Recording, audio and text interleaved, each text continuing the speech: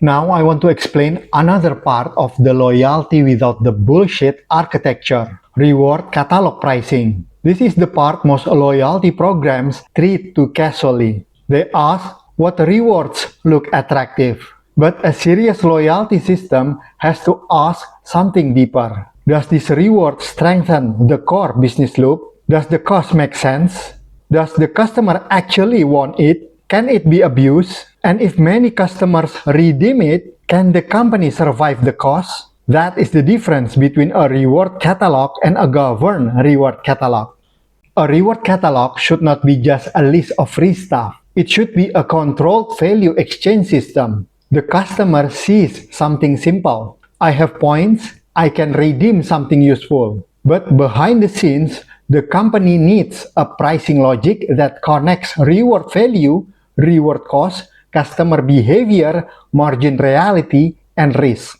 The first rule is simple. Rewards should reinforce the company's core business loop. If the reward pulls customers back into using the main product, the reward is easier to justify. In telco, for example, digital rewards can make sense when they support continued internet usage, streaming access, game items, app subscriptions, cloud storage, digital entertainment, or service-related benefits can pull customers back into the data ecosystem. The reward is not just free entertainment. It encourages the customer to keep using the product the telco actually sells. In e-commerce, the same principle applies differently. Good rewards are not random gift items sitting beside the business. Good rewards push customers back into the app. Free shipping credits, minimum spend vouchers, short expiry cashback, category boosters, membership perks,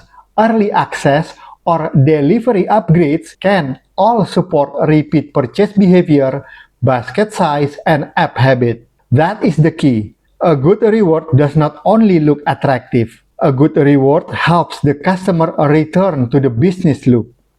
But this is where many programs get confused. A reward can have real monetary value and still feel useless to the customer.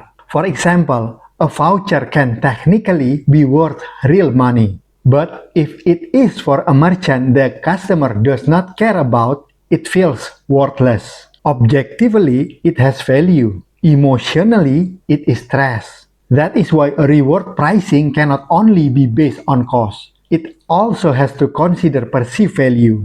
Customers do not judge a reward by your procurement cost. They judge it by whether it feels useful, fair, relevant, and worth their points. So the catalog has to be treated like a living product, not a fixed menu.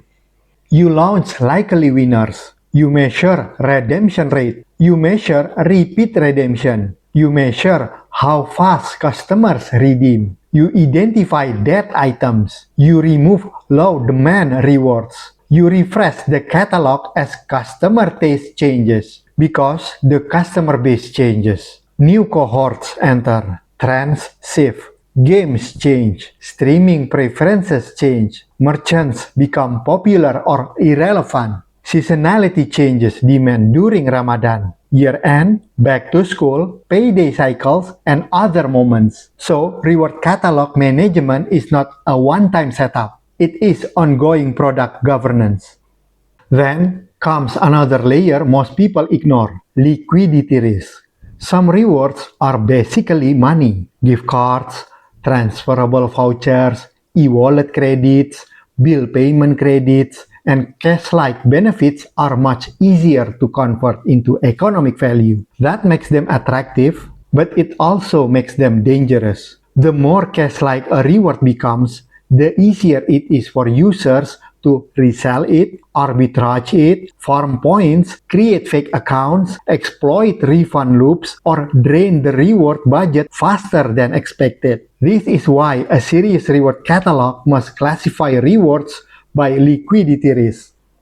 Low liquidity rewards are safer because they are harder to resell or extract. Examples include member-only perks, priority support, internal service upgrades, non-transferable benefits, early access, or experiences tied to the user's own account. High liquidity rewards need stricter rules because they behave more like money. That means higher risk rewards should not be treated the same as normal perks. They may need tier gates, account age gates, stronger verification, redemption caps, cooldown periods, delayed fulfillment, suspicious pattern review, or restrictions against promo staking. The rule is simple. The more liquid the reward, the stricter the control. That is not because the company wants to punish customers, it is because uncontrolled high liquidity rewards can destroy the program for everyone. If abusers drain the catalog, the company will eventually nerf the program. And when that happens, normal customers suffer too. That is why reward pricing is not only a marketing decision.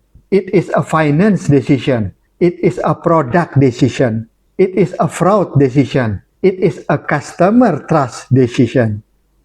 A serious loyalty system does not price rewards randomly. It looks at what type of reward is this? Is it internal, purchased, or partner funded? What does it cost the company to fulfill? What value does the customer perceive? Does it reinforce the core business loop? Is demand real or fake?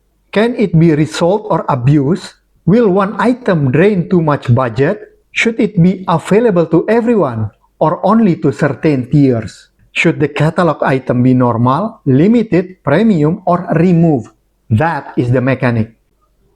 I am not exposing the full production formula here because serious systems require calibration by margin, customer behavior, fulfillment cost, redemption rate, partner settlement, and risk profile. But the principle is clear. Reward pricing must connect customer value, business cost, perceived fairness, and abuse control. Without that, a loyalty catalog is just decoration. It may look exciting in the app, it may look good in a campaign report, it may create temporary engagement. But if the reward does not reinforce the business loop, if the cost is not governed, if the perceived value is wrong, and if high liquidity rewards are left uncontrolled, then the program becomes an uncontrolled subsidy disguised as loyalty. Loyalty without the bullshit is built against that mistake. Rewards are not random generosity. Rewards are priced, governed, tested, refreshed, and controlled. Because loyalty is not about giving away free stuff. Loyalty is about building a value exchange that customers can trust and the company can afford.